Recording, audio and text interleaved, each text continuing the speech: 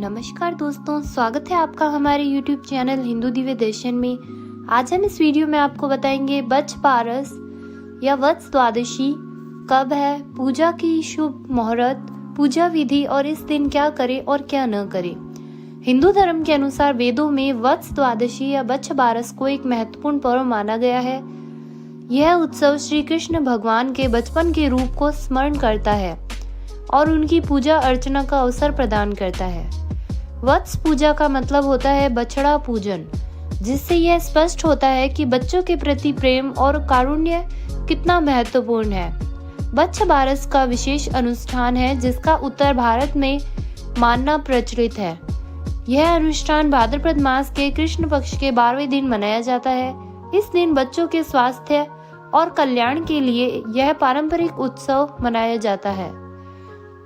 बच्छ बारस के दिन बाजरे के आहार से बने भोजन की विशेष महत्वपूर्णता होती है। इस दिन गाय, गौ माता और उसके बछड़े की पूजा विशेष धार्मिक आदिष्टताओं के साथ की जाती है। उपवास करने वाली माताएं इस दिन केवल बाजरे के आहार का पालन करती है, जो उनके शारीरिक और आध्यात्मिक स्वास्थ्य के लिए शुभ होता है, और साथ ही गरीबों को बाजरे के बने भोजन का भी दान किया जाता है। बच्छ बारस का त्योहार कब है? बच्छ बारस का त्योहार 30 अगस्त 2024 को मनाया जाएगा। द्वादशी तिथि प्रारंभ होगी 30 अगस्त 2024 1:37 पर। द्वादशी तिथि समाप्त होगी 31 अगस्त प्रातः 2:27 पर है। बच्छ बारस की पूजा कैसे करें? बच्छ बारस पूजा विधि। बच्छ बारस की पूजा के दिन व्रत करने वाली स्त्री को सुबह नित्य क्रियाएं संपन्न करके स्वच्छ वस्त्र पहनने चाहिए। अगर आपके पास बछड़े वाली गाय है तो उसे स्नान कराकर साफ और नए वस्त्र पहनाएं। उसके साथ हल्दी चंदन से तिलक करें और फूलों की माला पहनाएं। पूजा सामग्री: एक तांबे के बर्तन में पानी डालें और उसमें तिल, अक्षत, इत्र और फूल डालकर गौ माता के शरीर पर छिड़के। मंत्र पठन के बाद गाय के खुर पर जल चढ़ाएं। यह करते समय निम्न मंत्र का पाठ करें: क्षीरोदार्ण वास भूतम सुरासुरन नमस्कृते सर्वदेवमये मातृग्रहण्यम नमो नमे। गाय माता के खुर पर लगी मिट्टी से अपने मस्तक पर टीका लगाएं, आरती दीपक जलाएं और गौ माता की आरती करें। इसके बाद में बच्छ बारस की व्रत कथा सुने और कहें। व्रत के पूरे दिन व्रती को गेहूं, जौ और गाय के दूध से बनी चीजें को सेवन नहीं करना चाहिए। साथ ही चाकू से किसी भी चीज को काटना या काटने की प्रक्रिया में शामिल कोई भी वस्तु प्रयोग नहीं करनी चाहिए। व्रत के दिन शाम को व्रती को अपने इष्ट देवता की पूजा करके भोजन ग्रहण करना चाहिए। इसमें गेहूं, जौ और गाय के दूध से बनी वस्तुएं शामिल नहीं होनी चाहिए।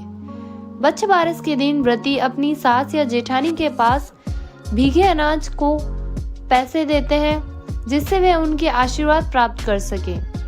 व्रत के दिन अपने इष्ट देवता का ध्यान करके व्रत समाप्त करें। बच्छ बारस के दिन क्या करें और क्या न करें? इस दिन असली गाय और बछड़े की पूजा की जाती है। इस व्रत में द्विदलीय अन्न का प्रयोग किया जाता है। इस दिन गाय का दूध, दही, गेहूं और चावल नहीं खाने का विधान है। बाजरे की ठंडी रोटी खाई जाती है। इस दिन अंकुरित मोठ, मूंग और चने आदि का भोजन में उपयोग किया जाता है और इन्हीं से बना प्रसाद चढ़ाया जाता है। इस दिन चाकू द्वारा काटा गया कोई भी पदार्थ खाना वर्जित होता है। बच्छ बारस या वत्स द्वादशी क्यों मनाते हैं? इसका कारण विशेष प्रारंभिक संस्कृति में आवश्यकता से उत्पन्न होता है। भगवान श्री कृष्ण, जिन्हें हम आराध्य देवता मानते हैं, उनको गो संबंधित विशेष स्नेह जाना जाता है। उन्होंने गौ सेवा के महत्व की महत्वपूर्णता को लोगों के सामने प्रस्तुत किया और गाय को माता के रूप में सम्मान दिलाया।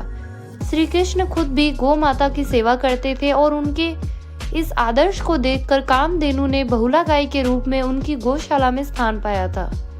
श्री कृष्ण का एक उपनाम गोपाल भी है और इसी दिन पहली बार उन्होंने गायों और बछड़ों को चराने के लिए जाना जाता है।